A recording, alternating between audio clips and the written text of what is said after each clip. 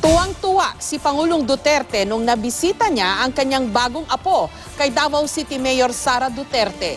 Stonefish ang palayaw ng bunso ni Mayor Sara. Pero ang totoo nitong pangalan, isinunod pala sa palayaw ng kanyang lolo.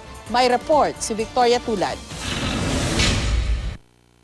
Hindi maitago ang saya ni Pangulong Rodrigo Duterte nang makita sa unang pagkakataon ang pang-10 apo na si Marco Digong Duterte Carpio o mas kilala ngayon sa kakaibang palayaw niyang Stonefish. Sa mga larawang ito, makikita ang Pangulo na nakangiti sa tabi ni Stonefish. Bumisita ang Pangulo sa bagong apo kay Davao City Mayor Inday Sara Duterte Carpio pasado alas 11 kagabi sa Davao Doctors Hospital. Nagtagal ng mahigit 30 minuto ang kanyang pagbisita. Hindi na nagpaunlak ng panayam sa media ang Pangulo. Pero bago makita ang apo, nagkomento siya tungkol sa kakaibang pangalan nito. Ganon talaga si Inday. Ganon niya, stingray ang mga. Ito ang palayaw daw stonefish. Kawa naman ng bata.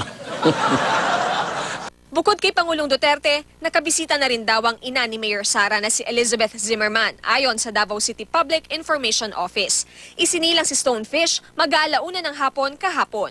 Ayon sa Pangulo, may tradisyon sila sa pamilya kung saan ang bagong silang na sanggol ay papangalanan sa kung sinong lolo at lola ang magwawagi sa anyay bidding nila. Pagbili man daw niya sa akin, that's a practice eh.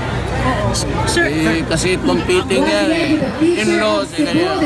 Kaya kung mabili nila, bidding, kanilang ancestors.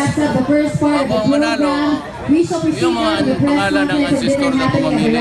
Si Stonefish ang ikatlong anak ni na Mayor Sara at asawang si Attorney Mans Carpio. Si Sharky na 7 taong gulang ang panganay. Sinundan naman siya ni Stingray na 3 taong gulang. Sabi ng staff ng alkalde, naisip ni na Mayor Sara na bigyan ng palayaw ang mga anak na hango sa sea creatures dahil sa napanood nilang animated movie tungkol sa mga ito. Bagaman nanganak sa pamamagitan ng cesarean section, stable naman daw ang lagay ni Mayor Sara at ng kanyang anak na si Stonefish. Pero sa ngayon, hindi pa masabi ng City Information Office kung kailan sila makalalabas ng ospital. Victoria Tulad, GMA News.